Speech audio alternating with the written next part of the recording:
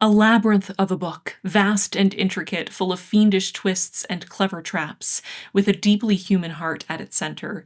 It's thrilling, romantic, often tragic, and always funny.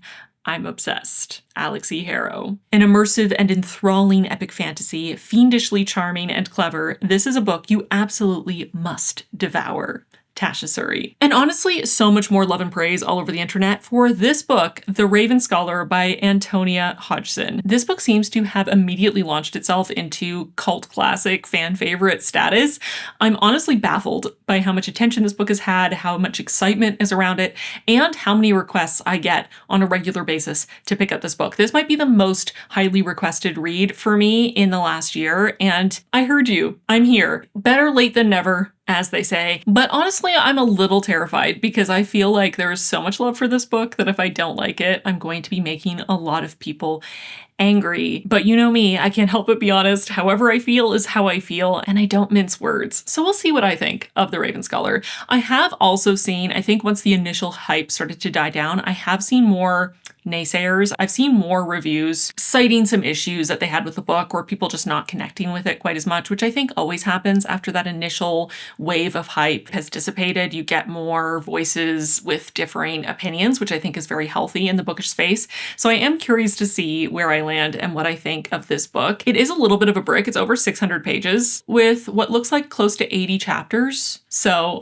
we're in for a doozy with this one, but we've read longer books. I think we'll be fine. Because I am just reading this book for this video, I will do more check-ins than I typically would do in a reading vlog. So I'll probably come back at the quarter mark, halfway, 3/4, and then again at the end to share first my non-spoiler thoughts at each check-in and then do a spoiler section that I will warn you about ahead of time. And there will be chapters, as always, in the description box. You can skip over those sections or jump around as your heart desires. But I'm finally here and I'm finally reading The Raven Scholar. So all of you who have been yelling at me for months, this is for you. I hope you enjoy.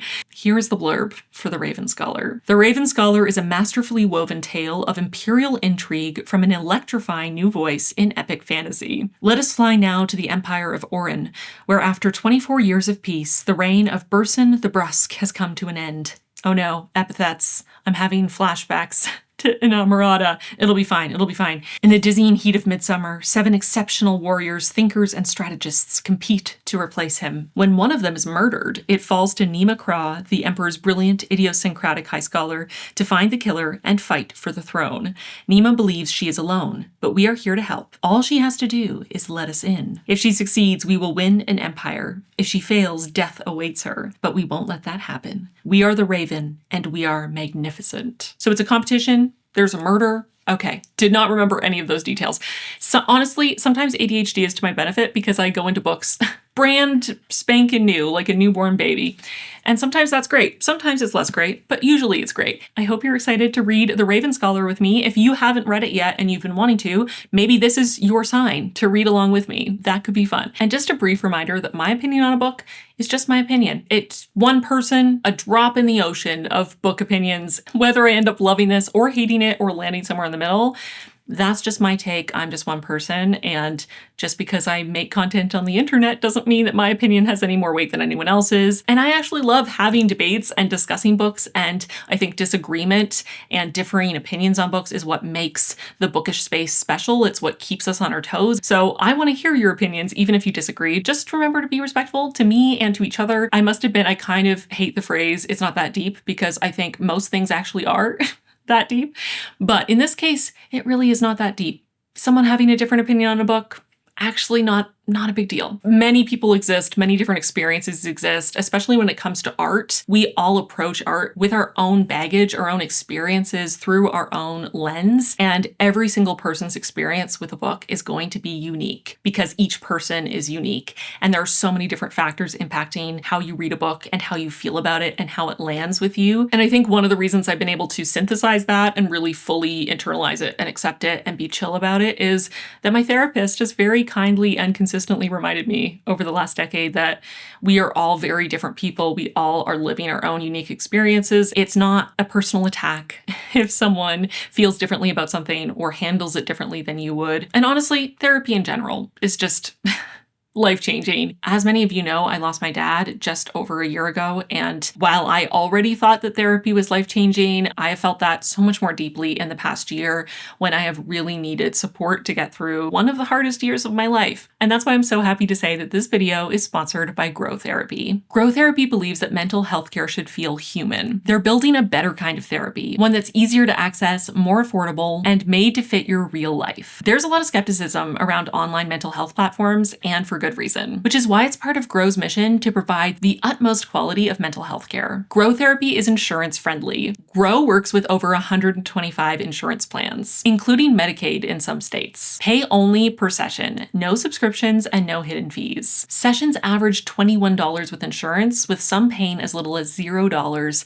depending on their plan. Choose from over 25,000 licensed and thoroughly vetted providers. You can filter by identity, gender, language, faith, and more, with options for in-person or virtual sessions. Book in as little as 2 days, with appointments available on nights and weekends. No need for long wait lists or having to book time off work. Grow gives you the freedom to choose. You pick the therapist that best suits your needs, because choice is vital in healthcare. Grow Therapy also feels that it's important for you to know who you're meeting and feel comfortable meeting with your therapist. That's why they provide detailed bios, and specialties and credentials are all upfront. And very importantly, it's easy to switch providers if your initial choice isn't the right fit. I know exactly what this is like. I went through a few therapists before I found my current therapist, and I know how important it is to find the right fit and the therapist who gets you and understands what you need from therapy. Grow is all about empowering providers. The therapists on Grow are not Grow employees. They are independent clinicians running their own businesses, and Grow just gives them the tools to be able to do so and to connect them with the clients that need their services. With 15 million sessions and counting, 80% of Grow clients say they feel better after starting therapy. There's a better way to do therapy, and it's Grow Therapy. This is not medical advice. Do not replace therapy with cats, but I will say, cats are pretty great when my therapist is busy. To learn more about Grow Therapy, head to the link in my description or scan the QR code on screen for a quicker way to get support and find a therapist. Thank you again so much to Grow Therapy for sponsoring this video.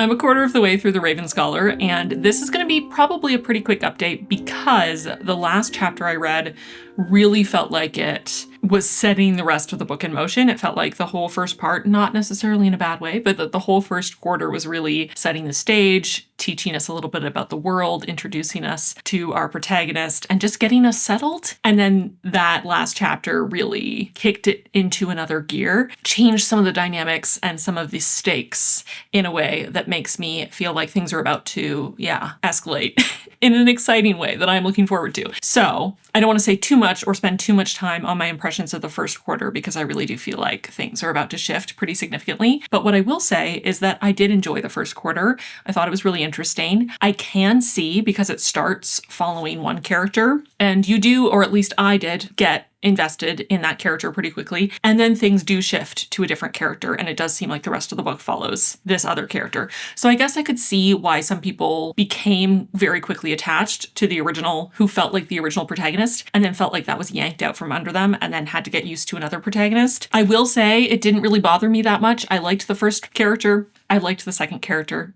I really didn't feel like we spent so much time with the first character that I couldn't adjust to following someone else. And I think that, the fact that I read quite a bit of fantasy and quite a bit of fantasy that has many different point of view characters or several characters and jumps between them means that I don't necessarily get really invested in one character and want to only follow the story through their eyes. I'm more than happy to have multiple protagonists or to switch from one to another. I guess if there are people who didn't connect to the second protagonist or found the setup, the premise of where the story is going after that initial section, if that section didn't resonate with them as much, I could see them sort of mourning the book that they thought they could have had if we'd followed the other character. But it really doesn't feel like there was any option to follow the other character. I'm trying so hard not to spoil anything, but I just feel like while obviously there are many ways to write a story and many options the author had to execute this, I don't think there's anything wrong with having us in the moment experiencing some of these foundational moments, some of this backstory that's likely going to become more and more relevant as the book continues and give us a little bit more insight into some of the players that will come up later through one character's eyes, and then shift over to who we are really going to be following, who is connected to this other character in a pretty significant way, and then to carry through the rest of the book through this second character's eyes. I think that that is totally valid and fine, and I really don't mind it. So, I mean, we'll see, I guess. Maybe as the book continues, I will totally get what people mean by that and get tired of the protagonist we're following. I don't know. But as of right now, it doesn't bother me at all. But I will say also that I find it interesting that people seem surprised that Nima is ultimately our protagonist, especially because in the blurb and everything I've seen about the book, it talks about this being a story about this character, Nima. So if you start the book and it's from a different character's perspective, I feel like it would make sense to maybe guess that it's a bit of a prologue situation. I guess it's not framed as a prologue specifically. It's just listed as part one. I have heard recently that there are a contingent of readers who literally just completely skip every prologue, which is baffling to me because prologues often include very important information and are part of the story. I'm honestly very confused by that. But anyway, maybe that is a reason to not list it as a prologue if people tend to skip them. Again, mind-boggling. But it does have a bit of a prologue feeling. And then we pretty quickly shift into the character who has been sold as the protagonist. So it's not like it spends half the book on one character and then abruptly shifts and you never see that character again. Anyway, regardless, I'm getting sidetracked. I do find Nima to be a really interesting character. I'm curious to see how she's developed as time goes on. I think her characterization is pretty strong already, and I do find her dynamic with Cain interesting. I am finding their banter kind of funny and entertaining. I think Cain seems like an interesting character. I do feel that he is a hypocrite currently. I think he's meant to be, but I do find it a little annoying. I would love to see him develop some self-awareness on that point at some point if he's going to stick around. It does seem like he'll be around at least for a little while based on the setup of the next section of the book. But I am a little concerned about possibly a lot of tropes that are maybe not my top favorite coming in to their dynamic. Not to say that there's really any strong evidence for that so far. I'm just a little concerned based on how they were set up that we're going to get some of my less favorite tropes. It's set up in a sort of enemies to lovers adjacent dynamic. It feels like so many fantasies lately are really hinging on the enemies to lovers dynamic, and it's fine, except that most of them are not actually enemies, and it gets boring when it's in every single book. And this is a little bit different because they are former lovers, former partners who have broken up and been separated for quite a long time and are now coming back together. And they didn't have a very amicable breakup. So they have some animosity. They're not enemies, but there is that sort of discomfort, and they are not each other's biggest fan currently, and there's a lot of pain between them, but there's also that, I guess, second chance romance style history between them. I don't actually know if they end up together. I don't know how much of this has romance in it. I don't feel like I've heard that many people talk about this book in terms of romance, so I really don't know. Maybe they just work together on this task they've been given. Maybe they become friends. Maybe they end up hating each other even more. Maybe they fall in love. I literally have no idea. I'm just getting a sense that this is going to turn into a second chance romance, and I must admit, I'm not the biggest fan of second chance romances personally, especially in circumstances where the breakup is caused not by an outside force that is inevitable, but by an internal conflict that they either didn't bother to try to resolve or were unable to resolve. Not to say that you couldn't have a conflict and then, come back a decade later and realize that you've now grown as a person and you actually could work through that conflict now and proceed to work through it. That's fine. I just feel like I'm maybe a little cynical about second chance romances in general as a person, I guess. And I do tend to struggle a little bit to root for characters who were already together and it didn't work out, especially if it didn't work out because they just didn't bother to try to work through whatever issue they had, which feels like the case here, especially when it involves an ultimatum, which it did in this case, because ultimatums are never a healthy way to manage a relationship. Not that all relationships in fiction have to be healthy, but you know what I mean. It's just harder for me to root for those dynamics. So I don't know. Maybe I'm just being worried for nothing and it'll be fine, but I'm sharing my impressions so far. And that is a concern I have. I do think Kane is interesting. It seems like he is bi, so good for him. I love rep for bi men. I feel like it is much more common to find bisexual rep for women in media, in art, and bi men also exist and they deserve more representation. So love that for him. I also love Pink Pink, the chameleon. Pink Pink has barely been on the page, but I am already a fan. Seems like a grumpy little, very particular creature. And I love that for Nima and for us. And I hope Pink Pink is just around being grumpy and cute for the rest of the book. That would be fantastic. I would love that. Love an animal companion. I'll do a really brief spoiler section to talk about what just happened. And I don't really have theories because I feel like we don't have a lot of information yet, but my very initial predictions or just some thoughts on this mystery sort of aspect that's been introduced. But I am intrigued. I want to know what happens next. I did find it hard to stop, especially on this particular chapter, because it was a bit of a, maybe not a cliffhanger, but it really upped the stakes significantly and made me want to keep reading. So that's a good thing usually. I will say the world building is on the more minimal side, despite the fact that the whole first quarter felt like it was setting us up and getting us used to the world and the characters and just easing us in. And it's I read to page 164. So that's a lot of time.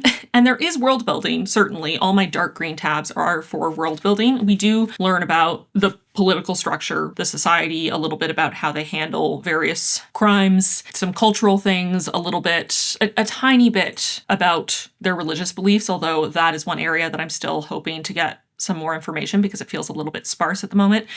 Not a huge amount about the magic situation. We have some indications that there is magic, but they are very sparse and also very much not explained yet, which is okay. It doesn't have to be a hard magic system, but I do expect usually a little bit more magic in my fantasy, so I'm kind of waiting for that to come in. And again, the world building, it's not that it's not sufficient. I just feel like there are still some areas that are a little bit less filled in terms of making the world feel really complex and layered and rich and lived in. There's just some more cultural aspects that have not been filled in yet. And again, religions and different belief systems and how they interact still feel a little bit vague. So I would love to get more of that. I really don't mind if the choice is for it to be more gradually sprinkled in through the entire book rather than just dropping on us at the beginning. But I do typically like a little bit more detail and a little more richness in the world building, especially in a fantasy world. So I do like what we have so far. I would just like more detail. The last thing I think that I'll say without spoilers is that while I like the writing style well enough, it's completely serviceable. That sounds like a diss, but it's not. It's nice. It's good. It's not blowing me away. I don't think the prose is the most gorgeous thing I've ever read in my life, but it's nice. It's good. It makes sense. It seems well edited. It is, easy to read. It feels accessible, but it also doesn't feel too simplistic or like it's trying to hold the reader's hand too much. There have been a couple moments where I have appreciated a turn of phrase or felt like something was quotable, but certainly not as much as in some fantasy. It just feels like it's less prose focused, which is totally fine. Like I said, the characters and the plot are interesting to me so far. The world is interesting, so that's fine. I don't mind. I should say first that it's written in third person, present tense, and an omniscient third person narrator. But for the most part, it is following more of a traditional, maybe not traditional, but what has become very popular in fantasy of the close third person, where it is technically third person and it is an omniscient narrator, but each chapter or each section follows a specific character and you are only aware of their thoughts in that section. So if we're in a Nima chapter, then we are privy to Nima's thoughts because the third person narrator is omniscient. But if she's talking to someone else, we don't know what the other person's thinking, even though the narrator could know because they're omniscient. We don't know because it's told in close third person. That has become way more common in fantasy in the last, I don't know, several years, many years. This is mostly doing that as well, but there have been two really glaring moments to me where it shifted from the character we were following, the point of view it felt like we were following,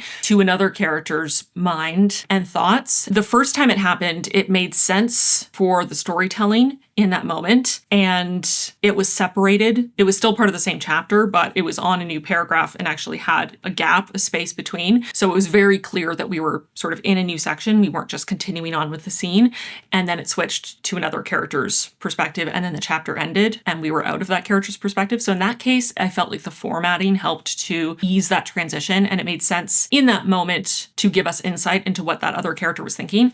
I didn't love how it actually handled telling us what they were thinking, which I will bring up in a second because I felt the same about the second example. But in the second example, it is literally just part of the dialogue. You know, Nima is thinking things, saying things. We're aware of her thoughts. We have not been aware of her scene partner's thoughts this entire scene. And then just on the next line, we are suddenly in the other person's head and knowing what they're thinking and why they're saying what they're saying. And I found it very jarring. And again, it didn't have those formatting things to indicate to you that it was happening. The transition felt a lot more jarring. So that's maybe more of a nitpicky, fiddly thing, but I'm not sure I've loved how those have been handled so far. It's only happened twice, so maybe it's not going to be a very commonly used technique. And maybe by the end of the book, it will feel pretty irrelevant. The one thing I will say though, I don't love in both cases how the characterization is developed, because the characterization in general I'm liking for the characters that are being treated as the protagonist and for some of the side characters whose thoughts we're not privy to.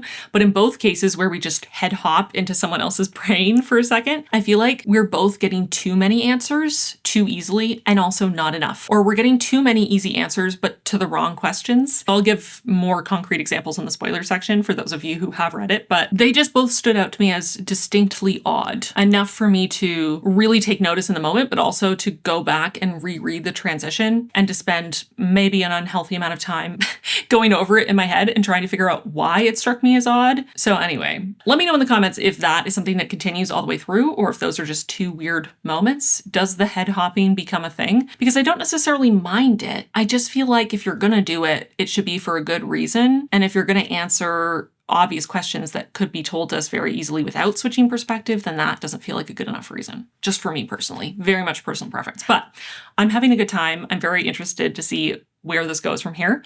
So yeah, I think that's it for non-spoilers. I'm going to do a quick spoiler section and then I'm going to go keep reading to the halfway point. So spoilers starting now, just for the first quarter of The Raven Scholar, which is up to page 164 to the end of chapter 16. So if you're reading along with me, we're just at the start of chapter 17. Spoilers, spoilers, spoilers. Okay, I'll start with the two examples of head hopping. The first time is when we are in the mind of Yana and then we switch. Wow. I just flipped through the pages and opened the correct page magically. That was amazing. Anyway, we're in Yana's head. We find out that Yana has just been exiled, which is essentially a death sentence. She's only 16 and she's been exiled by her twin brother, who had the choice of do literally anything else with your life and your sister gets to go live in a monastery and dedicate her life to service and gets to live, or sentence your sister to exile and death so that you get your dream, which is studying at the Tiger Palace and having a chance, possibly in the future, to become the emperor. And he decides that the possibility of becoming an emperor is more important to him than his twin sister's life, which is wild. So obviously in that moment, we're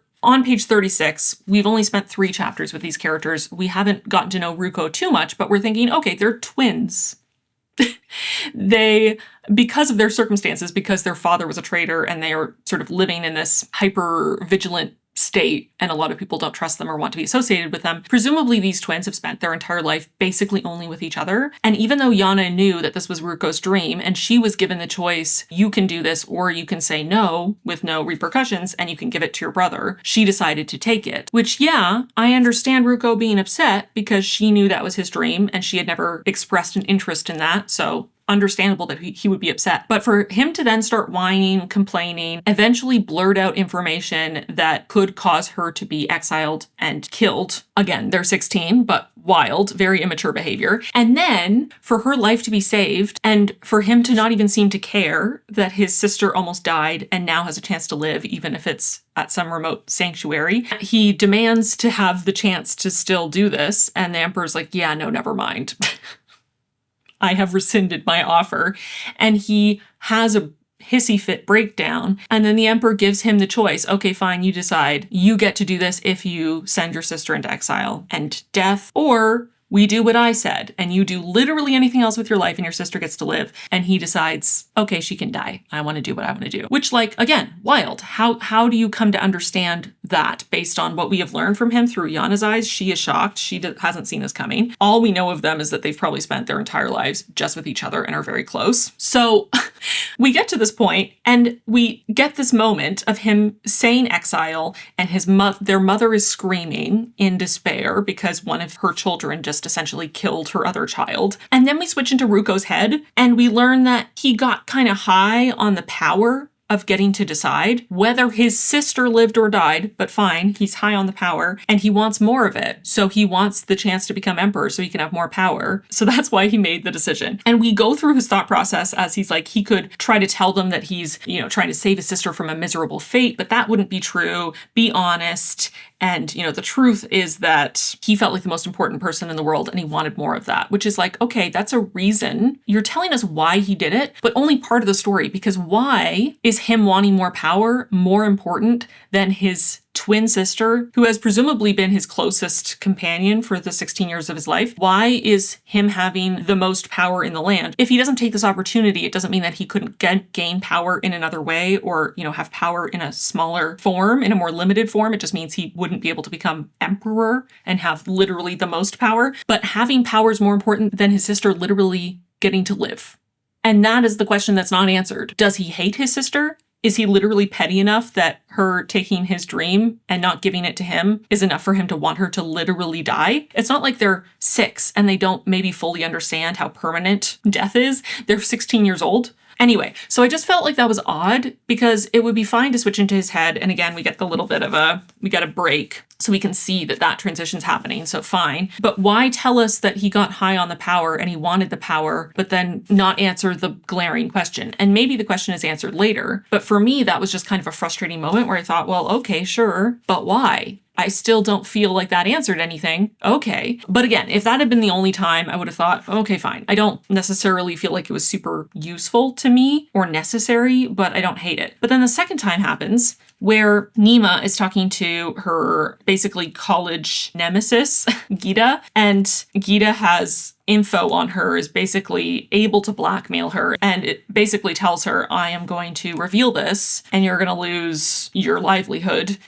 So enjoy your last night of freedom, basically. And within the dialogue, we switch from Nima's perspective to Gita's perspective. And we get her justifying to herself why she's doing it because Nima asks her why. And then we immediately switch to Gita's head and she's thinking about why she's doing it. If she knows the answer why she's actually doing it, she doesn't actually think it explicitly. She just thinks, oh, I need to find a reason. I can't think about having been cruel to her because that doesn't fit my view of myself. So I need to find a good reason why I'm doing this. And oh, this is a good reason. This is a good reason. I'm gonna use this reason, which is, to do with her late father. And she clings to that because she can't, as the text is telling us, as the narrator is telling us, she can't process the fact that she's actually not the good person she feels she is. So she's coming up with a lie that she's gonna believe herself and she'll say it out loud. And oh yeah, that sounds good. And then that's just the end of the chapter. And I just thought, why did we need that? So the transition is from just dialogue where we are only aware of Nima's thoughts. It's not about me, Gita. It's always about you, Nima. Gita reddened. I have a duty. No, you don't. You don't. from Nima. One last try, one final attempt to locate her compassion. Nima had seen Gaida be kind and generous many times, just never to her. We walked through the gates together, do you remember? We talked about the book I was reading. We could have been friends. Nima gestured helplessly. What did I ever do to you? And then literally, I mean, technically it's at the start of the next page, but there is no transition, there's no break. It just goes from this whole chapter being in Nima's head in omniscient third person and in dialogue to suddenly being in Gita's head for the end of the chapter, with no indication that that's happening, or Gaida. Gaida bit her lip, uncomfortable. It didn't suit her to remember how she'd behaved back then. She couldn't have bullied Nima because she wasn't like that. It wasn't in her nature. She took refuge in her script. My father was a great man. He died, and you flourished like a weed on his grave. I'm going to pull you up by the roots. Yes, that worked. That sounded good and noble and just. She had convinced herself again. And then, again, within the text, literally just on the next line, we switch back to Nima's perspective. Nothing more to say, nothing more to do except leave. There was a spiral staircase leading from the balcony to the palace grounds below. Nima took it, feeling Gaida's eyes on her back. And I just think, why did we need literally these two tiny paragraphs from Gaida's perspective? If all the insight we're getting is that she doesn't want to believe that she's a bad person and that this is a narrative that sounds good, noble, and just, and she's convinced herself of it, you can tell us that through other means that don't feel as jarring as what is done, which is head hopping out of Nima's head into Gaida's head and back with no indication or breaks. You know what I mean? Does any of this make sense? Did this bother anyone else? I just feel like it's an odd choice. I don't really like it, personally. Not to say that there's anything actually wrong with it. I just find it to be odd, and I don't particularly like it. And I don't think that anything we learned in this scene we couldn't have learned through subtext, body language, dialogue. And that would have felt like it was flowing more naturally for me, I think. Anyway, so that is that part. Again, most of the prose is totally serviceable. It's fine. I just found those 2 moments of head hopping a little odd, personally. And then all of a sudden, Nima's circumstances are very different, and there are a lot of stakes, and there is a timeline, and it's very clear that things are about to get hectic. And Kane, her ex, who is also competing to be the emperor, but for the Foxes, it has been tasked with helping her in this murder investigation. So now they are forced together. Forced proximity as well, I guess. Second chance romance, kind of enemies to lovers, and forced proximity if they end up having another romantic connection. It's a lot. It's a lot going on. I am intrigued. I am curious who the murderer is. I feel like it's too obvious for it to be Nima or Kane, even though it seems possible for it to be either of them. They each have reasons to. I think it might actually be more interesting if it was...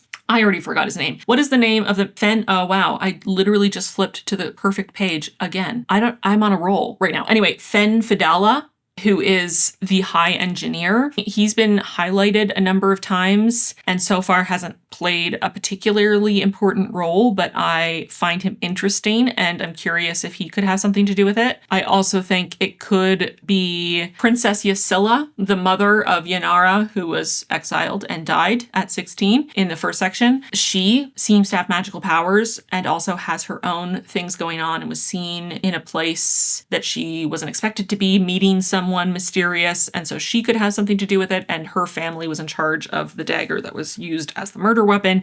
It seems more obvious to assume that it was Ruko because he's the one who exiled his own sister and is being set up to be the villain, but I feel like it's too easy if it's Ruko, and it's also too easy if it's Nima or Kane. So my theories currently, based on very little information, are Fen Fidala could be sort of the rogue option, or maybe Yasila. So we'll see. We'll see if my theories are correct. It could be literally anyone else, and I'm sure we will meet more characters, and it could be someone we haven't met yet, or someone who has only been mentioned in passing currently, who will become more important. We will find out. But I am curious to see how this is going to handle both the trials element of it, and if that will feel super tropey, because so many fantasy books in the last 20 years have had trials of some sort where the protagonist is competing. Sometimes it's done really well, even though it has become a trope, and sometimes it feels like a tired trope. So we'll see how it's done here. I do like and think it's unique that there's also that murder mystery element of it, and I'm curious to see how that is resolved. The fact that she's been given 4 days to solve the murder makes me wonder if the murder is going to be solved and then there's going to be a lot more of the book, or if literally the rest of the book is 4 days. That would be wild. So we'll find out. Oh yeah, also, sorry, one more thing. I also have a theory that Yanara is not dead. Okay, now I'm done.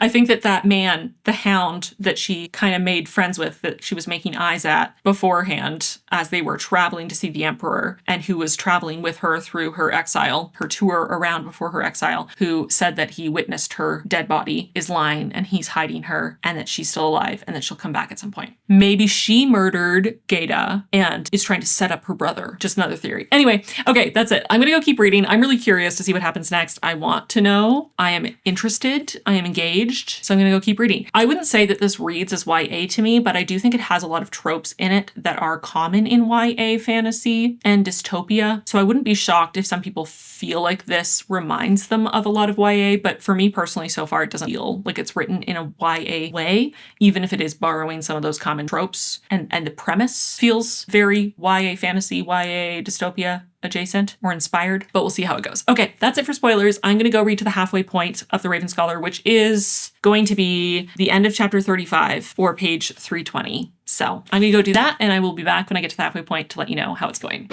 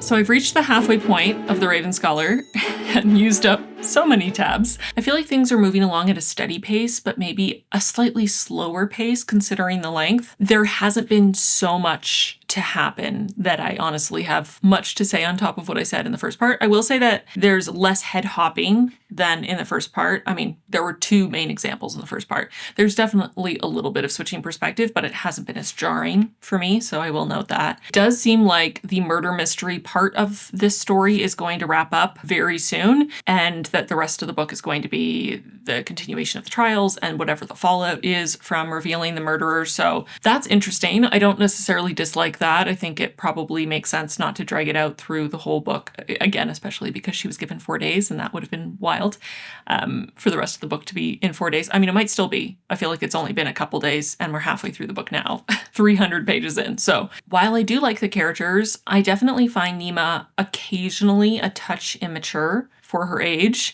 And I feel like I can say that with a lot of authority because I am going to be the same age as Nima in a few months. She's 34 in the book, and I'm turning 34 this year. I feel like I understand what it's like to be at that stage of life.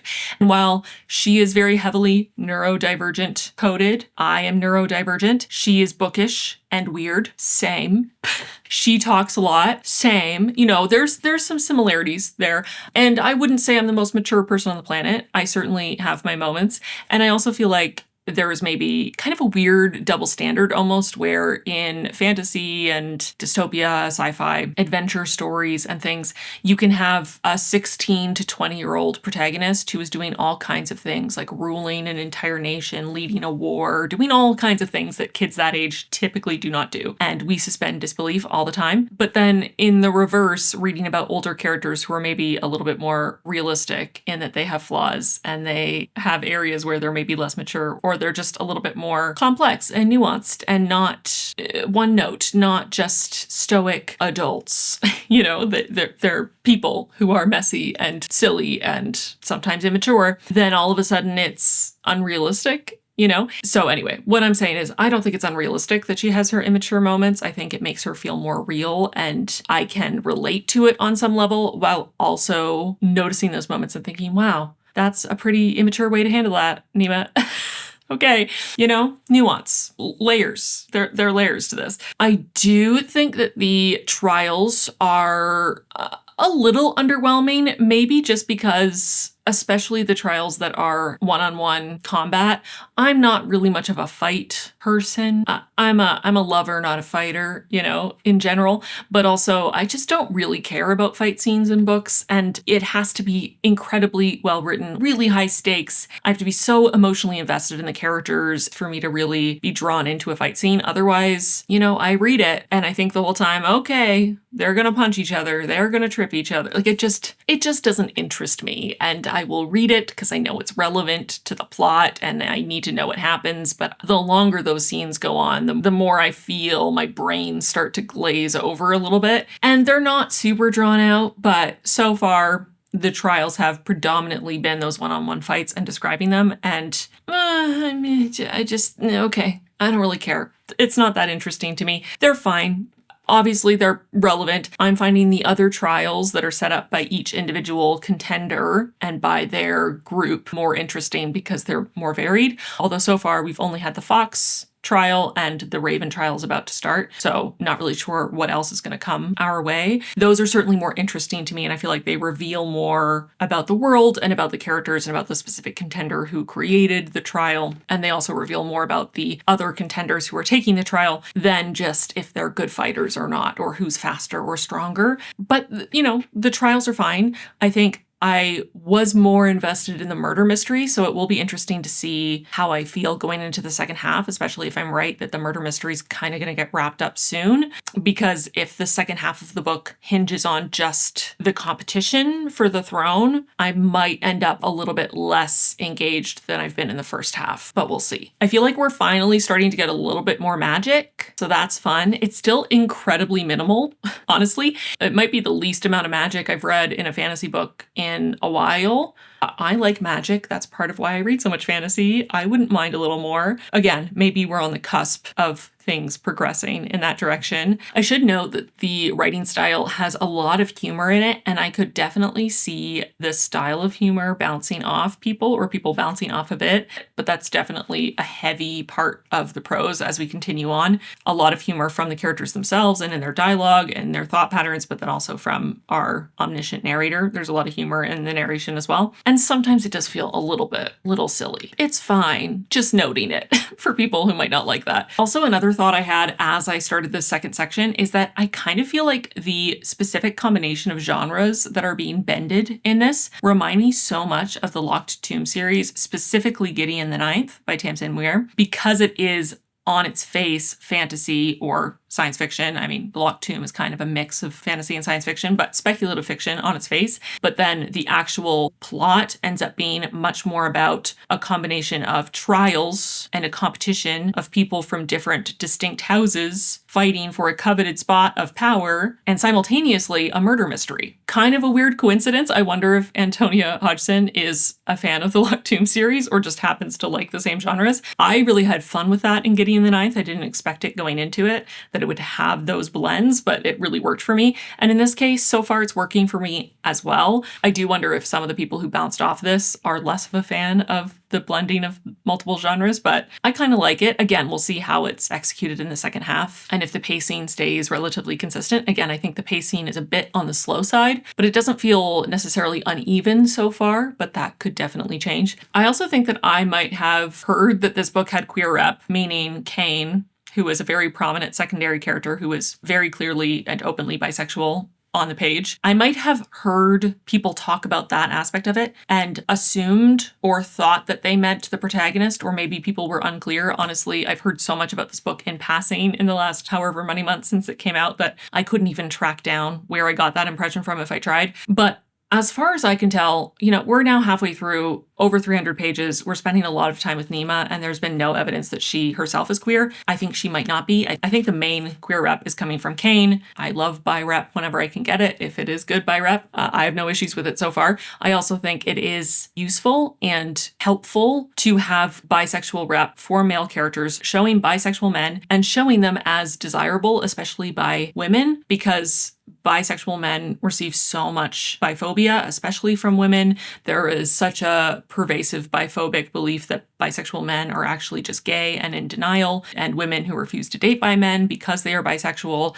Not to say that there isn't any biphobia directed specifically at bi women, because that is also true, but I think bisexual men receive a very specific kind of biphobia and a very specific kind of erasure in media. And I appreciate seeing male love interest contenders. So far, they are not in a romantic relationship, but they have been in the past. And she knew he was bisexual, presumably, when they were in their long-term relationship in the past. And she still has an attraction to him, is drawn to him, and he seems to get a lot of attention, and people seem to be a big fan of him. And that is nice to see. I feel like that is positive representation. And in general, that this world feels like it is a queer norm world. One of the other contenders is in a sapphic relationship, is married to a woman or has a long-term partner who's a woman. They have a child together. And so far I've seen no homophobia and also no racism. There's definitely classism on the page, and that is a pretty heavy piece for Nima's characterization and also motivations for several characters. Their belief in who deserves to be the emperor and whether a commoner can take the throne and how they might change the system if they were to do so. Nima being ostracized because of her, well, in part, also for other reasons, but in part because of her humble background. So classism is part of this world, but so far I've seen no evidence of racism or homophobia. Nima is Black, Kane is bi. So far, they seem to be allowed to exist in peace, at least for those reasons. Nima is definitely isolated and judged for, again, her background and being a commoner, and also her pretty obvious neurodivergence that sets her apart, along with the main act she took to gain this position of high scholar, along with judgments of choices she has made. So it's not like she is fully accepted by everyone. She is an outsider, and that's part of her characterization. But again, Pink Pink the chameleon has absolutely disappeared. Where is Pink Pink? Hello? I literally don't think Pink Pink has been mentioned since Nima moved into her apartment when she became a contender for the throne, which was basically right at the beginning of this section. And she mentioned that she thought Pink Pink would like it because there would definitely be cockroaches somewhere in the apartment, and Pink Pink likes to eat cockroaches. Literally zero other mention of Pink Pink in this whole section, unless I somehow missed it. And I don't know how I possibly could, because I had my eye peeled for the cute little chameleon. No evidence. I'm disappointed. I hope Pink Pink comes back. Considering the book starts with Pink Pink missing and Nima being really concerned, I get that she has a lot going on at this point, but you'd think she would notice if Pink Pink was gone. And if Pink Pink isn't gone, why isn't she ever mentioning them? You can't introduce an adorable animal companion and then just not write them into the book, okay? I feel baited and switched, getting so worked up. Anyway, I would like the chameleon to come back. I think that's all I can say without spoilers, to be honest. So I'm going to do a quick spoiler section, and then I'm going to keep reading. The spoilers for the first half of The Raven Scholar from page 1 to page 320 till the end of chapter 35, starting now. So like I said, I feel like we've basically solved the mystery. It seems like the current emperor ordered the hit on Gaida and also potentially planned on using this whole thing as a way to get rid of Nima for unclear reasons because he seems to have a soft spot for her, but he seems to feel that she needs to be eliminated. I've kind of solved it in that we know who, but we don't know why yet. And Nima also has come to this conclusion, but she also doesn't know why. So there's a bit more investigation to do, presumably. And then again, what is the fallout of that? Because how could she possibly give them a satisfactory answer of who killed her if she knows it's them? And obviously they're not going to accept that. So how does she get out of this bind, you know? Which is why I think that maybe the second half is going to be more to do with the end of this trial, but then also whatever the fallout is of either her revealing the truth or her trying to get out of being made responsible for something that she knows she didn't do. I do think Yunara might still be alive. I have a hunch. There are multiple signs that she might be alive, and it keeps hinting, maybe, that she could be. And I think that could be interesting. I also thought the reveal that Yasila's youngest daughter, cannot think of her name, it starts with an N, that she is chosen and has the dragon scale on her arm and she should be going to live with the dragon people on the dragon island, but her mother is hiding it because she was a hostage as a child on the island and she doesn't want to give them her daughter. That's interesting as well. I wonder, I assume that will come up either in this book or later in the series because I think this is meant to be a trilogy, possibly. So we'll see, I guess, what happens with that. I do think we're getting more world building as we go on, but it is still very much a trickle, not a flow. I would love a little bit more. I will put this out there. This isn't a prediction or anything, just a hope for how it goes. I hope Nima does not win the competition. She has this connection to the Raven Guardian, and the Raven Guardian is trying to connect with her to essentially give her magical powers. And I would, considering how little magic there actually is here, and it's mostly characters like Yasila who are essentially doing witchcraft rather than inherent magic. It seems like the only people who have inherent magic are those chosen by the dragon, and none of them are present. There's not a lot of magic going on, but it does seem like the Raven Guardian is able to give magic to Nima if she accepts it, but she hasn't quite figured out what's going on. So I'm a little concerned that she'll be given the magic and then she'll just beat everyone because now she's magic. And I don't really want her to be Empress. I would love for her to continue to be High Scholar for someone else who becomes the Emperor or Empress, just because I'm a little tired of every fantasy story ending up with whoever the protagonist is becoming the most powerful person in the entire world. It's been done so many times, and I get that it's an interesting story to follow, and it's fun to follow the main character of this entire world who gets to be the most important person. It just like sometimes it would be nice to follow the person who was maybe the second most important person, or the third, or the fifth, or the 15th, or I don't know, just not that important actually at the end of the day, you know? Anyway, I would still like more explanation of the religion. I find it kind of funny that it turns out that the guardians that a lot of people pray to are real, or at least the Raven one is real, and they're implying that the dragon one is too, and that Nima spends so much time not understanding how people in this day and age could still actually believe in this religion, and that it's true and not just a series of myths, and that she is the one that the ravens are trying to choose and to give their powers to because she doesn't believe that they're real. But I still feel like I would like to have more information about how that specific religion works, but also there are implications that there might be other factions or other denominations, and I would like more information about that, and we're not really getting it. So again, world building, it's fine. It is sufficient for the story that's being told. I just would like more personally. I think that's it for spoilers, and I think that that's all I'm going to say for the first half. I'm a little nervous about how the pacing is going to progress and how the plotting is going to go now that, again, the murder mystery seems to have been mostly solved. Obviously, there could be a lot of fallout, but I'm worried that that part of the story might have been rushed a teensy bit and that the second half will feel slower or less intriguing or less packed by comparison.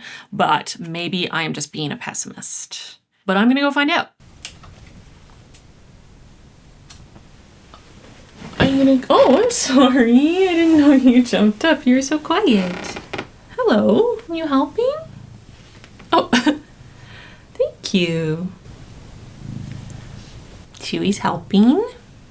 Thanks, Chewy. Oh, thank you. Okay.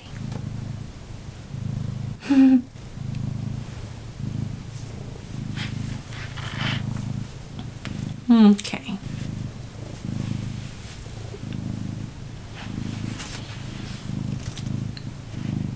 Oh. Hi, buddy. You gonna snug? I have no idea if you can hear his purring. So loud. Snuggly boy.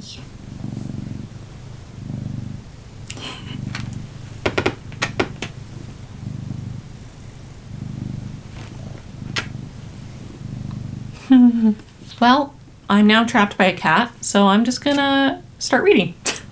What else are you gonna do when you get trapped by a cat? Am I right? Chapter 36.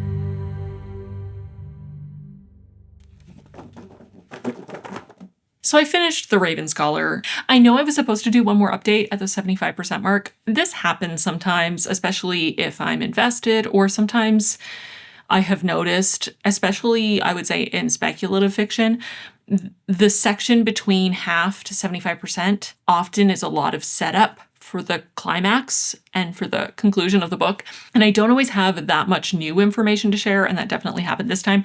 Also, just timing wise, I think I hit 75% at almost 3 a.m, and I was not really coherent enough to share thoughts. And then when I woke up today, I just wanted to finish it, and I did do that. So here we are. I want to start with sort of general impressions and feelings about this. I will say that I think that this is a fun book. That's my main takeaway. This was fun. It has some inconsistencies. I have some qualms. There's some gaps or some areas that maybe I wanted a little bit more. But overall, this was a fun time. I enjoyed myself. I enjoyed the process of reading it.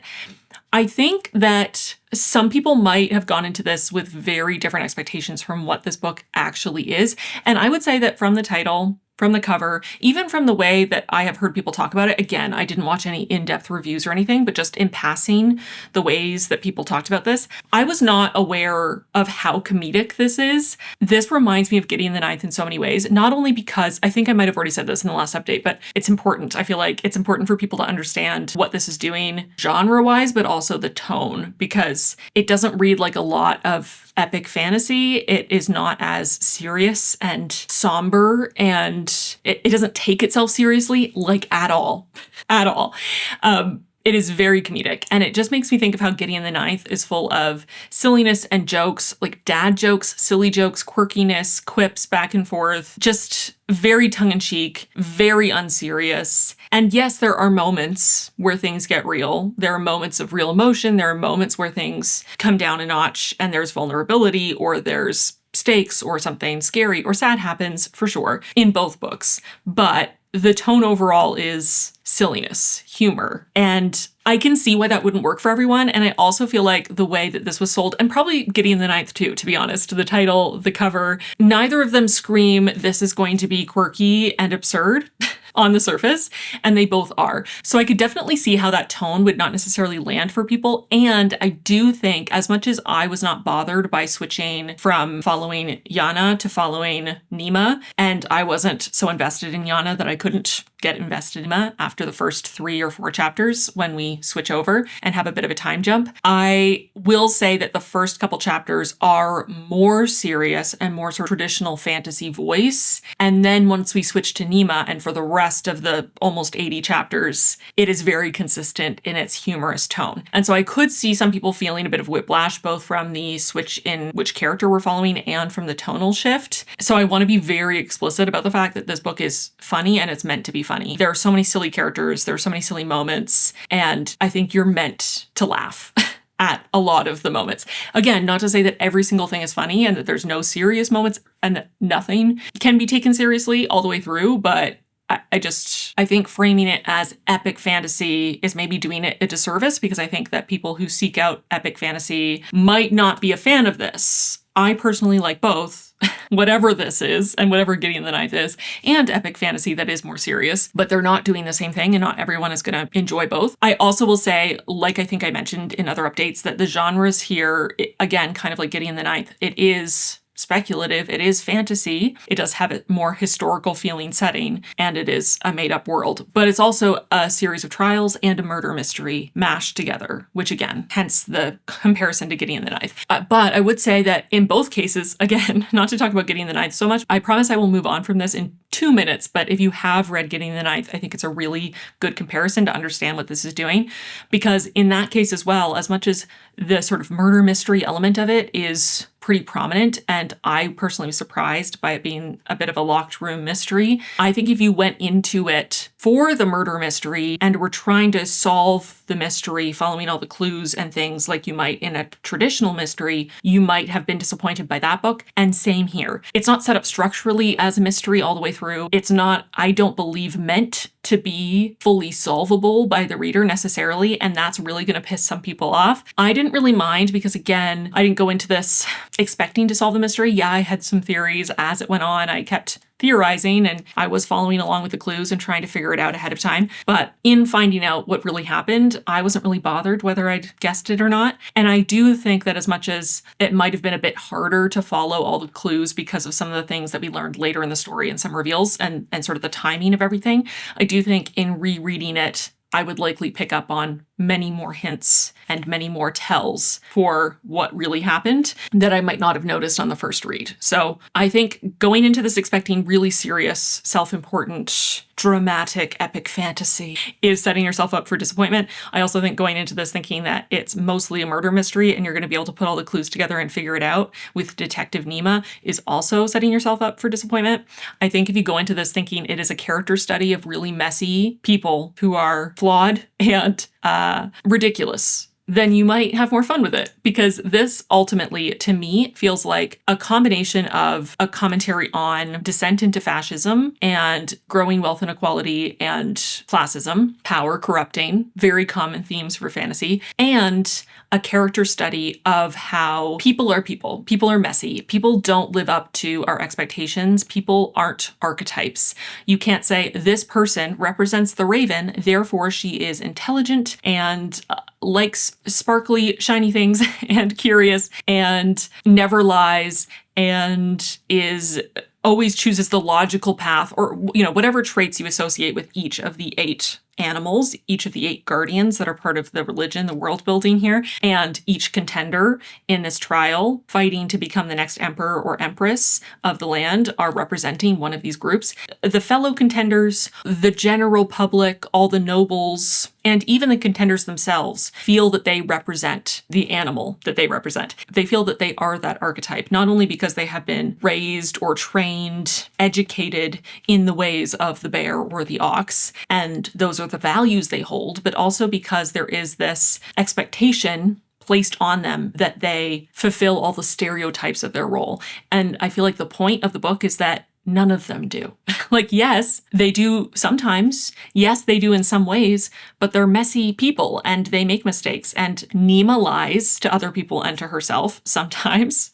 Maybe a lot of the time. And that applies to all the other contenders as well. The bear contender is not always selfless and protective of others, just like the fox contender is not always selfish and tricking everyone for his own gain. There is complexity. The tiger contender is not always ruthless, etc., etc. And I think so much of what this is doing is trying to be a character study of these 8 very different people who feel like they have nothing in common, that they have completely different values, understandings of the world, that they would all be incredibly different leaders, that none of them could ever work together or see eye to eye. And yet, the truth is, not only are they in many ways more similar than they think, but also that none of them really fit their archetypes to a T, and many of them are actually quite different from the people they are meant to be or supposed to be, and stereotypes are just that. And I think again and again throughout the book, additionally, we learn that people have such strict understandings of what each group does. I think the ox trial was my favorite because of the way that it demonstrated the incredibly stereotypical view that all the other groups have of the ox guardian and people who pledge their life to the ox, seeing them as quite simple, teamwork, brute force, strength, without really considering the reasons behind their values, or that there's far more complexity to their worldview and to what they contribute to society. And I just think it was really interesting. And I do think it was intentionally exaggerated for effect, both to make it funnier, but also because there's a bit of a personification of each animal, and each one leans into the characterization of the animal in a way that makes them stand out more, but then also to have that contrast between who they really are and those more subtle, quiet human moments and almost mask that they put on of the monkey or the fox or the tiger when they are trying to play the role of this archetype. So anyway, I just think that this book is much more a character study. And then also, again, what goes wrong when the person in power is not the person who has everyone's well-being in mind, especially in equal amounts, depending on where people come from. And classism is definitely a big part of this, and a big part of why Nima is ostracized in court. One thing that I will say about Nima, I think I said early on that there are moments where I felt she was a little bit immature. I have now, since finishing it, and as I was organizing my thoughts, I started searching a couple reviews just to get a feeling for what people were saying. And Nima seems to have really split people, which is funny. I mean, I get it. She's very atypical for a fantasy protagonist. I liked her. I thought she was interesting. I enjoyed following her. I could relate to her in some ways as a fellow nerdy, weird, neurodivergent, about to be 34-year-old who loves talking to animals. I think what I found really interesting is a lot of people arguing that the level of bullying and ostracization that she faced is not realistic. Tell me you're not neurodivergent without telling me, because I feel like for my fellow neurodivergent people out there, you know exactly what it's like to be trying so hard to make friends and feeling like you're being so friendly. Show them that you would get along and fit in with the group, and just no matter what you do, everyone else thinks that you're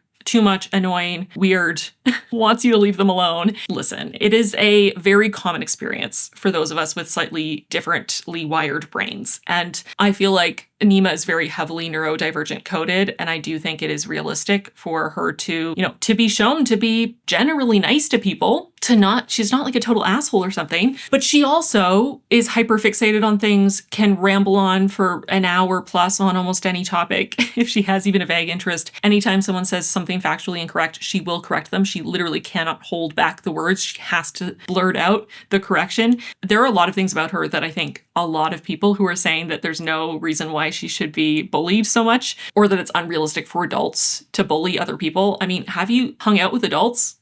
Adults are not always super welcoming or nice to people, again, who are different or weird.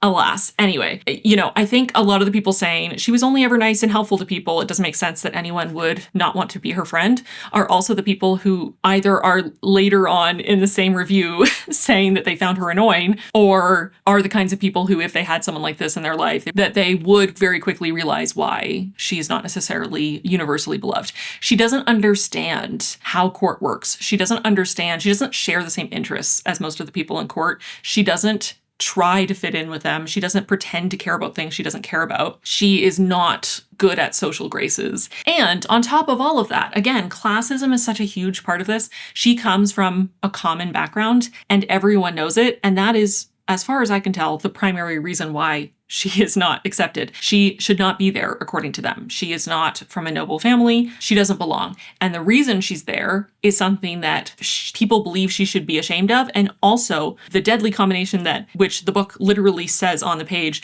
the combination of what she did to get this rise from nobody to most important raven in the world, basically, very close to the emperor and with a lot of power and prestige, that she doesn't deserve it because she's a commoner, and that what she did to get there is something that people find distasteful, and that they're not allowed to talk about it, so they can't even air their grievances. I just find this argument kind of confusing, to be honest. And again, I feel like some of the people arguing this have either never been bullied or never been left out as an adult. And I'm happy for you, genuinely, that if you haven't felt that. But again, for those of us with weird brains, it is not uncommon. And it sucks. I think that Nima is a very realistic character in those ways. I think she's very relatable.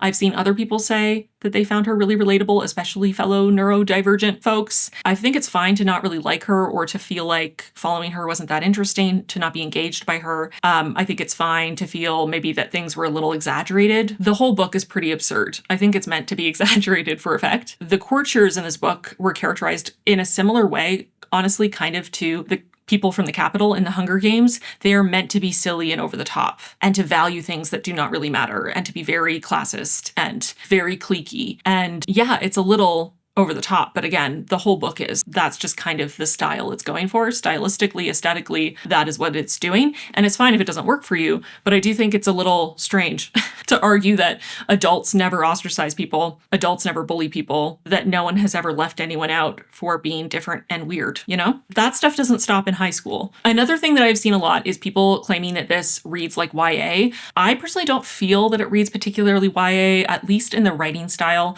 I can see, as I said in an earlier update, that the setup of it being a group of contenders fighting for the throne, that is something that has become a trope in YA, but it's also not uncommon in adult fantasy. I would say, if anything, this reads more like new adult to me. It feels like the target audience for the book is adults in their early 20s, early to mid 20s. And many of the characters in the book are around that age. Nima's early 30s, so is Kane, and some of the characters are older, but there are also characters like Ruko, who's pretty prominent in the book, who's only 24.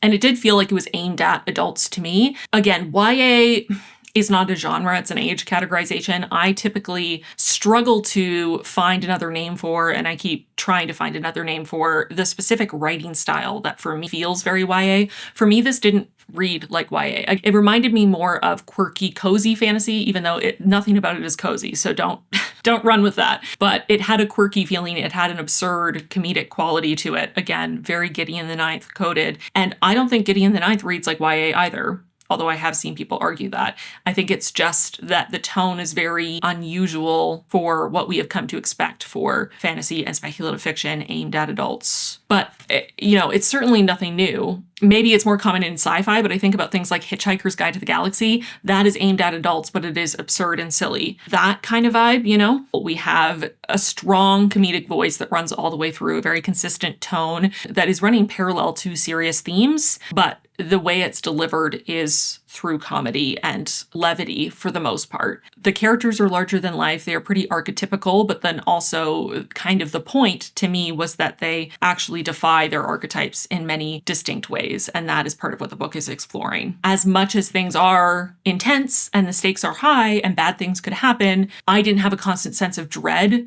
I wasn't afraid of what was going to happen next. I wasn't stressed out while reading it. The tone is not necessarily into the danger and the high stakes. And some people are really going to hate that. I kind of found it refreshing, to be honest, personally. Another note, though, for Nima, even though there were moments where I felt like she was a little bit immature, I don't think that she was written like a teenager, which is another thing that I've seen a number of people say. I think that adults are immature all the time.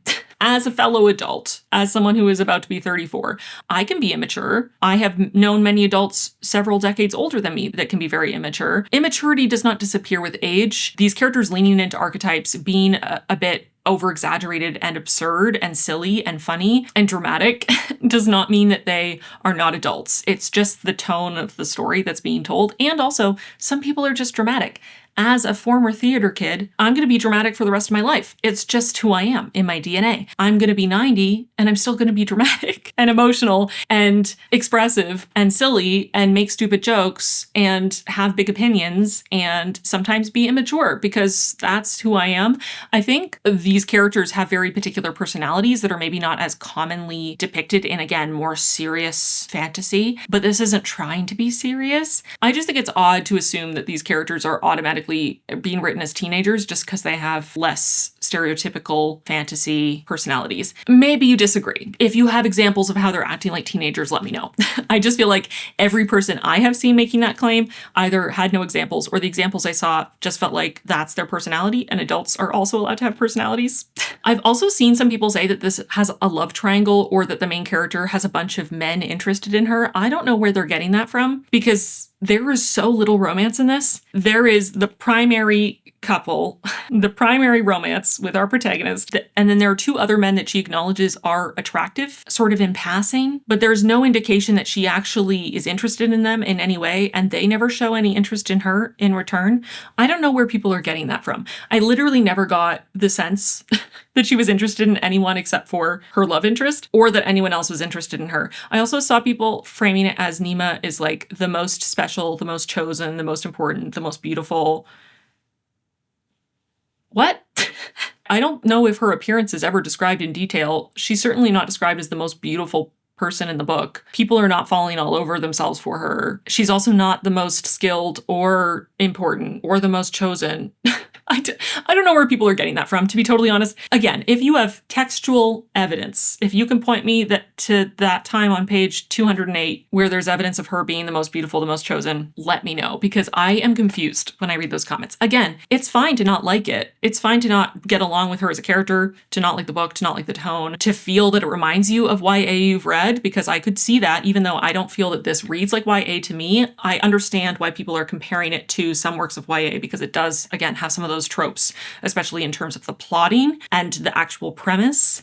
It's fine to feel like the characters seem young, even though, again, I don't agree that they seem like teenagers, and I think that adults are allowed to be silly and have personalities. It's fine if you disagree. I just feel like people are claiming things about this book that I saw zero evidence of in heavily annotating and paying attention to every page, and I just feel like I'm confused by some of the critiques. All that being said, like I mentioned earlier, the competition itself was not always the most engaging. All of the one-on-one fights I really did not care that much about. I'm just not someone who really cares about fight scenes, as I mentioned.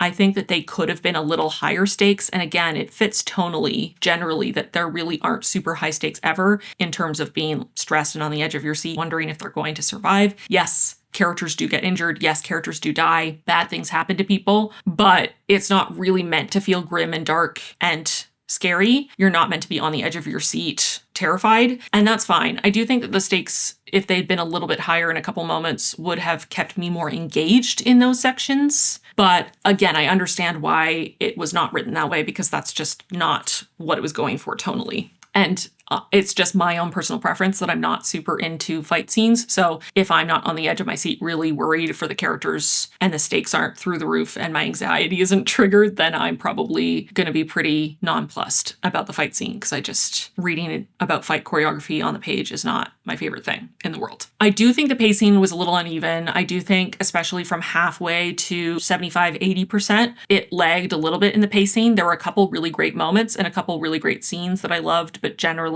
it was maybe a little long in that section. It maybe could have been tightened up a bit, not because pacing always has to be fast, but just because it noticeably slowed down in that section. And I think it would have driven more cleanly to the end if it had been a little bit more driving, consistent, pushing us forward. And I think it also could have made sense in the world building and plot wise to do it that way. I do agree with critiques I've seen that the world building is a little sparse, that the magic is pretty underexplained. I don't think it's a terrible thing, because again, different books handle it differently. Not every book has to give us 15 pages of info dumps about every tiny detail. Not every book is interested in giving us every tiny little intricate detail of the world. Not every book wants to explain a magic system from the first page with every single rule and have this hard magic system. So it's not an inherent flaw, and I feel like we did get enough to understand the book to follow along. I can see why people would feel, especially with the magic, that some things were explained a little too late to maybe guess things before they were revealed. And I think that's just going to depend on whether you value being able to figure out the mystery before the characters do and before the book reveals it to you, or if you're okay with things being a surprise. I didn't mind things being a surprise, but I did also want more details just selfishly. That being said, this is the first book in a series, so maybe book 2 is going to give us even more, and I imagine it probably will. But I think it's just a stylistic difference, delivering information as you need it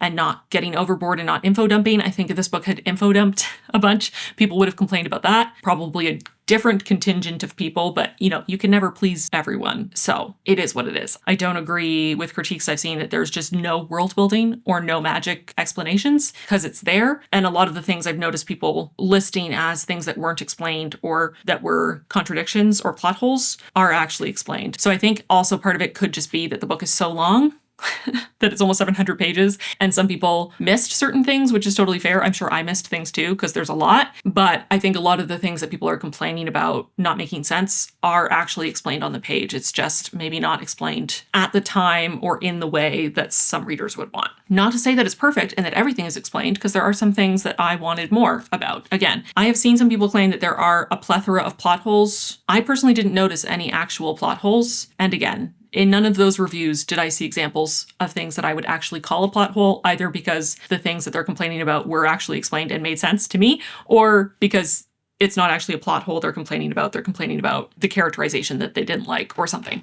I found this quite ambitious and interesting and engaging, but it is also flawed. And it's also a very particular taste that is not going to be everyone's taste. So I 100% understand why some people wouldn't have a fun time with this, even though I was frustrated by certain aspects like, what the heck? Why was Pink on maybe 6 pages of this entire book? How dare you introduce me to an adorable chameleon and make it seem like the chameleon's gonna play a big role and then bring them back like 4 times. I started marking the times that Pink showed up with a pink tab at the top because it happened so infrequently, and it would be in passing and then they wouldn't show up again for 150 pages. What the heck is that? I assume Pink will be more important in the series moving forward based on the last sighting we had of this cute little chameleon, but I am frustrated. And there are things like that where I thought, why would you do that?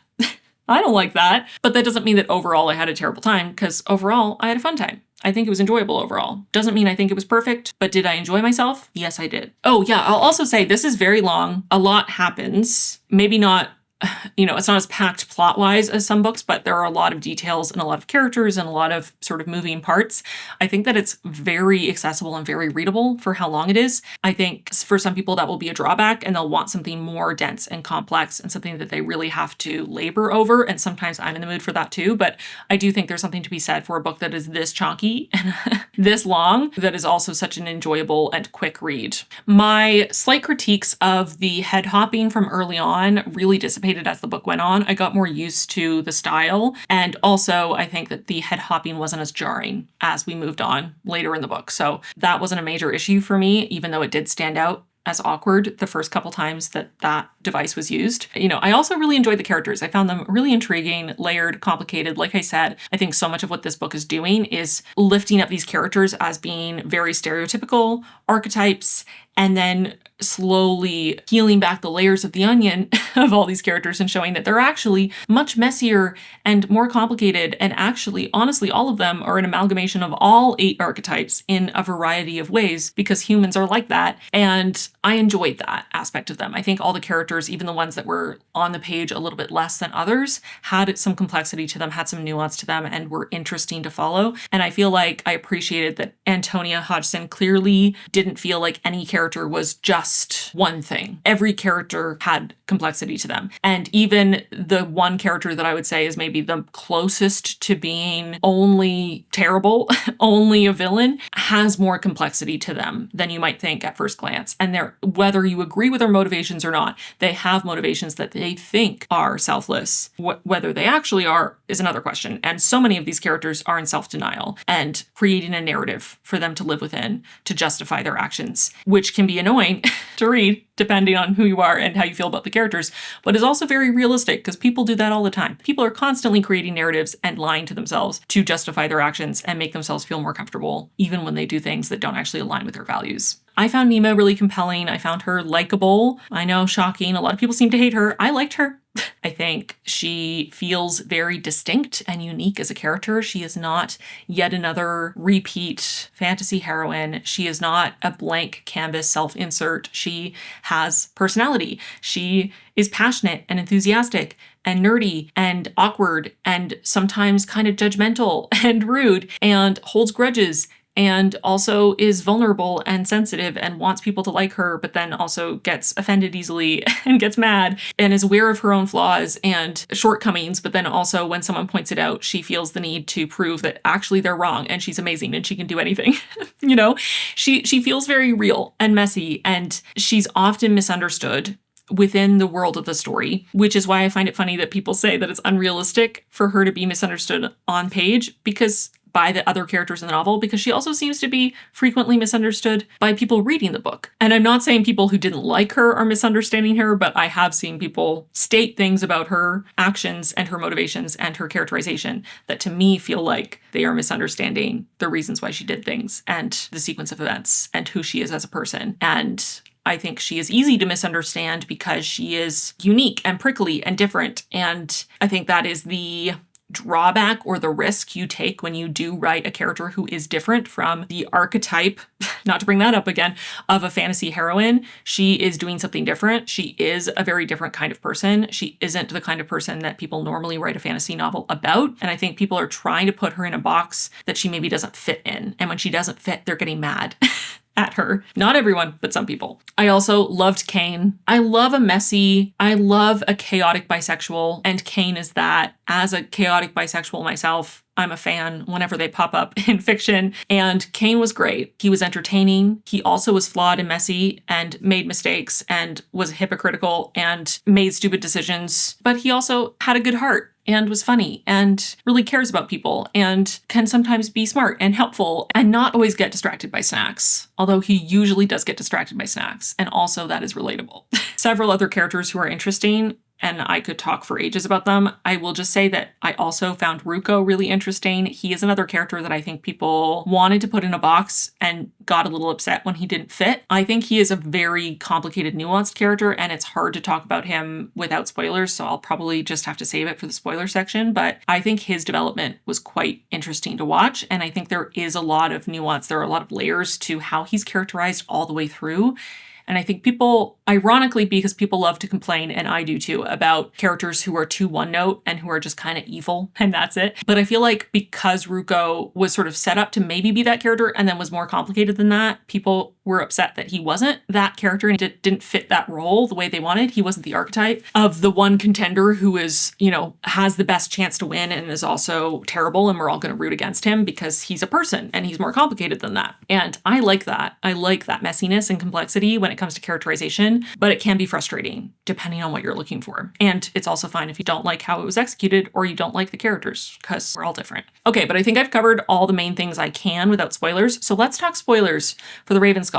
All the way through, spoilers for the whole thing. If you don't want to be spoiled, don't watch this. You can use the chapters to skip the spoilers and just get my final wrap up and final thoughts. Okay, spoilers starting now. Let's start with Ruko, actually, because I think he is set up from the beginning, again, right at the end of Yana's sections before we transition over to Nima. Ruko decides to exile his sister because he wants power, is essentially signing her death warrant. And Nima literally signs her death warrant. But he is framed as terrible, as irredeemable, as evil. Who would sacrifice their twin for just the chance of being emperor? What is wrong with this kid, right? And understandable. And I don't think the book ever excuses him for that. I don't think the book ever says, actually, he was always a good person or he was doing it to help her, because he wasn't. I think the book always frames that as a terrible act and something that he regrets if he lets himself think about it, and will always regret for the rest of his life. What I do think is that he is a much more complicated character. First of all, we learn later that the emperor was not who we thought he was. And the actual emperor at the time that all of this happened was Ruko and Yana's father. Did they know that their father was in disguise as the emperor? No. But what it means is that the person who put him in this position, the person who pit them against each other and used his insecurities against him and put him in a place of absolute power to decide his sister's fate, knowing that his biggest insecurity was knowing that his parents' favorite was his twin, that they preferred her to him, that they thought she was destined for greatness and he was not. His father, who created that dynamic, was one half of the parents who created that dynamic for him and knew that about him, gave him the power at 16 after feeling like his sister betrayed him for deciding to take this opportunity instead of giving it up to him, knowing that it was his dream. Let him decide. He created this competition between them and created this insecurity in his son. And then he gave him the power and put his daughter's life in his son's hands. And when his son made that decision, he later, looking back on it, restructured it. Again, one of the ongoing themes of these characters later on, creating a narrative to explain why they did certain things and why they were justified and also why they were right all along. He believes that this was actually what Ruko needed to become the kind of powerful leader that he would need to be to win the trial and become the next emperor, which is very useful for Anson because he wants to then possess his son and continue to rule, which is what he proceeds to do. So I just think like that adds more nuance to the situation. It doesn't mean that Ruko was right. Certainly not. What a fucked up thing to do. And yet, there is more complexity to it, and his father holds a lot of responsibility for putting him in that position in the first place. But then also, as the book goes on, we see that he was then sent to the Tiger Palace and essentially had his humanity stripped from him entirely, in part because he was living with the guilt of what he'd done and not being able to take it back and regret for killing his sister and not being able to face that part of himself. Again, the self-denial and rewriting history. But also, he is being trained under his father's lover who is trying to create a ruthless killer who forces him to murder another child who saw him cry, for example. He has been abused and raised in a very particular way. And now he's 24. He has never been allowed to have friends. He has never had, in the last 8 years, he has not had love and compassion and care. And before that point, it was very clear that both his mother and his father preferred his twin sister. And he shows up at the competition and you watch him struggle so much. When people are nice to him, he doesn't know what to do. He feels like he should be ruthless and then he feels himself being unable to harm someone, especially someone who is weaker than him or less prepared. In the Hound trial, Tana is barely hanging onto the wall and he initially is going to leave her behind. And then he realizes that he can't live with himself doing that and he goes back to save her. And then he gets hugged and he doesn't know what to do and how to process that. Like he is a very lonely, very isolated young man who made a terrible choice. And again, something that I'm not saying anyone should forgive him for that. I don't think he should ever be allowed to forget it, or I don't think it would make sense for him to not feel guilty for that for the rest of his life. But also he has feelings and he is a person and he does still yearn for love and connection and community and friendship and allies. And he does not know how to ask for that and how to let himself want that.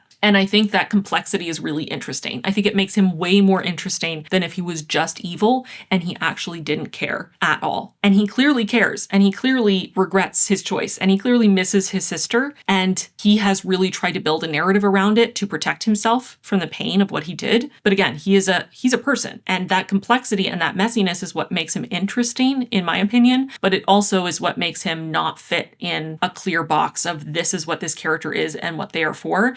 And I don't think that showing that he is more complex and that he is still a human being and has feelings and that he can do nice things or be considerate or help someone at times, I don't think that any of that excuses or washes away what he did. And I don't think the author is trying to say that we should forgive him. I think that the point is that it's complicated. I think that's the point. And maybe that's unsatisfying for people. But I feel like real people are complicated, so I don't mind when characters are complicated too. I also saw some people complaining about the reveal that it's Anson because you can't necessarily know going into it that it's him. I think there were several hints. And there were a few moments that I actually noted that Anson seemed really important considering he died significantly before the start of the book, even before the first part of the book, that is a time jump away from where most of the book takes place. He comes up so often, and there are several mentions of him during the dragon trial when it was him versus Burson. He came out laughing, and they talked specifically about the fact that that trial usually leaves people traumatized. I just feel like there were a lot of hints, and maybe it wasn't enough to guess it if you didn't already know what was coming, but I just feel like I wasn't bothered by the fact that it was actually him and that he was successful in his coup, that he killed Burson, but then he realized that if he claimed the throne as the traitor, that there would be unrest and that he would have to fight against the bears rebelling and there would probably be a civil war. And he just wanted to take over and to have the power. And it didn't matter to him if it was his face and his name. He just wanted the power and he wanted peace and order in the land. So he used magic that he learned from his wife and did the spell, abducted Burson's brother, kept him imprisoned for all this time so that he could impersonate Burson and run the empire the way he wanted. And he felt justified. He felt like he was doing it for a good reason. He felt like Burson would be a terrible leader. He disagreed with Burson's politics and how he wanted to lead and the changes he wanted to make. In part, changes to equalize things, to reduce wealth inequality, to improve situations for the commoners, to reduce nepotism. And he didn't like that. As someone from a noble family, he wanted to run things differently and he felt justified in his choices. The ends justified the means for him. But he also reached a point where he started to think that he was the only person who could lead. Whoever took over, and ideally his son would take over, would sit on the throne, and he could take over his son's body, continue to be the ruler, and eventually he could establish a new lineage where his family would be the ruling family moving forward, and we no longer would have these competitions, and it would just be his descendants all the way down, and he would just keep taking over their bodies and he would rule forever because he started to think that not only are his ideas better than Burson's ideas, but his ideas are better than anyone's ideas, and he's the only one who should be in power. Power corrupts. Again, a very common theme for fantasy. I did see some complaints that some of his choices didn't seem to make sense. Some of those complaints were coming from people who did not finish the book, and I do feel like some of those things are explained later on, why things seem a little illogical, why he gets mad at Nema and strips her of her role, and then the next day is raising her to Raven contender and putting her in charge of the murder investigation.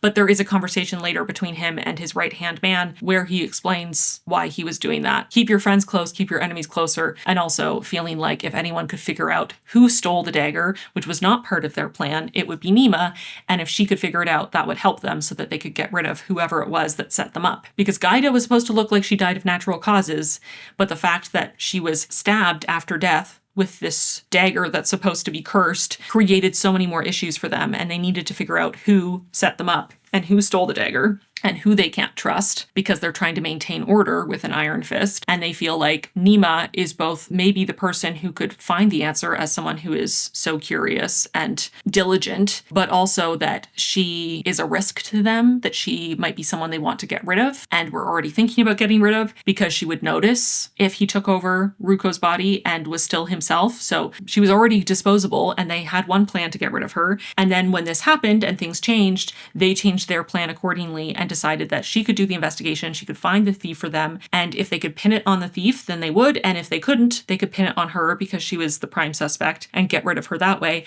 And either way, if she is the Raven contender, there are a million ways to get her killed through the trials, which again makes it very easy to get rid of her if they need to. And he makes mistakes. He's not perfect. He is framed as this, famed strategist and super intelligent and cunning, and he makes mistakes. Almost like real people make mistakes. And people who are drunk on power make stupid decisions because they're drunk on power and they can't think clearly because all they want is to be in power. And sometimes that can color your perception and cloud your judgment. And there are times, again, just like every other character, where he makes a decision based on emotion and anger. He's characterized as having a very hot temper and being kind of scary when he's angry. And we see that on the page. His anger runs away with him, and then later he has to justify it and recontextualize it for himself so that it was always the plan instead of him just losing his head. I saw some people say that it didn't make sense that Nema didn't kill Ruko. I think it makes a lot of sense that she would not feel comfortable actually murdering someone with her own hands or with a weapon in front of her own face. She very clearly has lived to regret what she did by signing the, letter of exile for Yana. She clearly regrets not listening to Cain and leaving with him. I think it makes a lot of sense that she would be unwilling and unable to kill anyone, knowing what it was like to live with the guilt of just being secondhand and associated with someone's death. One more thing that I had a note about that I saw a couple people mention is feeling like the gods were stupid or their their choices didn't make sense or the way that they handled things didn't make sense. I feel like part of that seems like it seems like they're going to have a more important role in the next book in the series based on how this one finished. But also, my understanding of the explanation at the end is that the gods are not really gods so much as they are created by people, that they invented them. They created these gods, these guardians. And then the guardians kind of took on a life of their own because people believed in them, because religions and traditions were built up around them, and myths and curses. And they took on more power culturally than they actually had as beings, and that they really only have so many abilities and so many powers. Their power is quite limited. And so to me, it made sense that the guardians are not only constrained by their limited powers, but also that they are, unlike the characters who are not actually, fully aligned with their archetype and are more complex than that, the guardians are actually the personification of those animals and are much more extreme in their personalities and have much bigger blind spots associated with who they are. Like the fox getting distracted and murdering his whole contingent of hound soldiers and consuming them because his prey instinct was triggered. Like, that is not a logical decision, but it's not meant to be logical. He is a predator. He is a fox, and the instinct was triggered and he had to attack. It was like lizard brain instinct, not logic. And I think that is how these guardians are characterized. They all have their very specific personalities based on the animal that they are. Yeah, their plan wasn't great.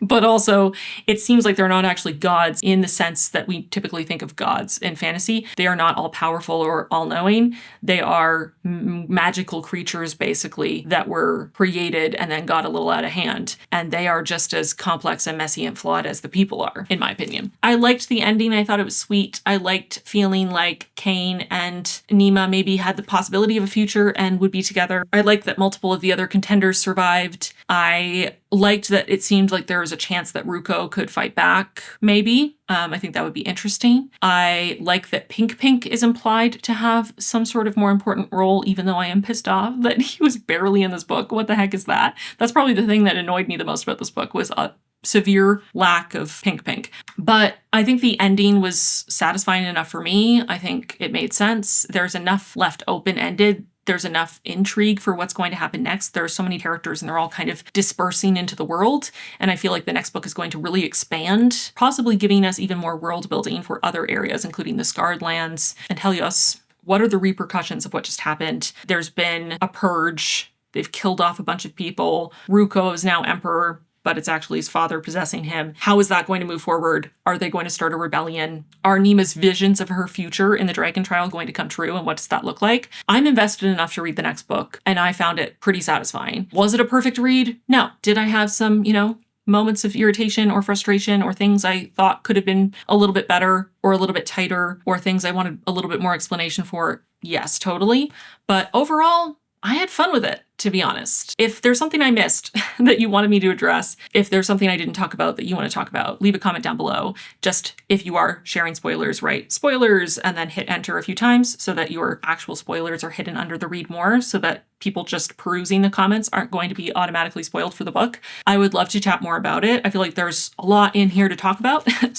But I think that's it for spoilers. And I think that's it for my review of The Raven Scholar and this reading vlog. I found this really interesting. I maybe wasn't as emotionally invested as I am in some of my favorite fantasies ever. I wasn't giddy with excitement at every single moment, but I also had a really fun time. I found this really entertaining. I don't think it's a perfect book. I had my critiques, my qualms, but I think it's pretty solid. I think it was fun. I enjoyed myself. I'm definitely going to read the next book. I'm excited for the next book. I always feel a little bit bad when I don't absolutely adore a book, it's my favorite book of all time, or absolutely despise it, because I feel like those are the two reactions that people find most fun. But this was really overwhelmingly positive. I laughed a lot. I found it to be a very easy, quick read. I had fun with it. I thought it was interesting. It felt unique to me, even though some aspects of the premise did feel very tropey. I think that it did something unique with it. I think the characters especially really stood out as being very interesting and different. And I'm excited to see what happens next. I feel like there's a lot of potential and there's a lot of chance for the next book to really expand out into the world and do even more and get even deeper into the themes and really maybe even get a bit grittier while still maintaining the more comedic tone, and I'm excited for that. So I think with all that back and forth and all of my many thoughts, I think I'm landing at 4 stars for The Raven Scholar. Yeah, 4 stars. This was a lot of fun. I enjoyed it. Share your thoughts, comments. What did you rate the book? What did you think? Do you agree or disagree with me on all the 5 million things I said in this video? If you have on-page evidence of plot holes or teenager behavior, let me know, because so far I'm unconvinced. Just let me know your thoughts. Share your thoughts and feelings. If you loved The Raven Scholar, if you hated it, I am totally fine with people disagreeing, having different opinions. That's what makes the book space interesting. If we all liked the same things, that would be incredibly boring. I love that we all like different things, and I could totally see why a lot of people would bounce off of this and it wouldn't work for them, but I can also see why people would love it and have a great time, and everywhere in between. So share your thoughts. Let's talk more in the comments. That was The Raven Scholar. I'm excited to read the next book. Let me know if I should do another reading vlog when the next book comes out. Could be fun. I have no idea when it's coming, but I'm excited. And now this is so heavy, so I'm gonna put it down, because oh my god, my arms. That's it for this video. Thank you for watching this whole thing. Leave the emoji that most represents the Raven Scholar to you in the comments if you made it all the way to the end, so I know you're a real one. I don't think there's actually a Raven emoji. Correct me if I'm wrong, so you might have to get a little creative, but I'd love to see what you come up with. Thank you for watching this whole video. I really appreciate you. Let me know if there's another book I should read in a reading vlog. If there are other books you think I would like based on my reaction to the Raven Scholar, I'm always open to recommendations and suggestions and requests. To learn more about Grow Therapy, head to the link in my description or scan the QR code on screen for a faster way to get support or find a therapist. Thank you again so much to Grow Therapy for sponsoring this video. Thank you for watching. Like this video if you liked it, subscribe if you haven't already, and hype this video up if you have the hype feature so more people can find our little bookish community. And with that, I'm gonna get going. Thanks so much for watching, and I'll see you really soon in my next one. Bye, friends.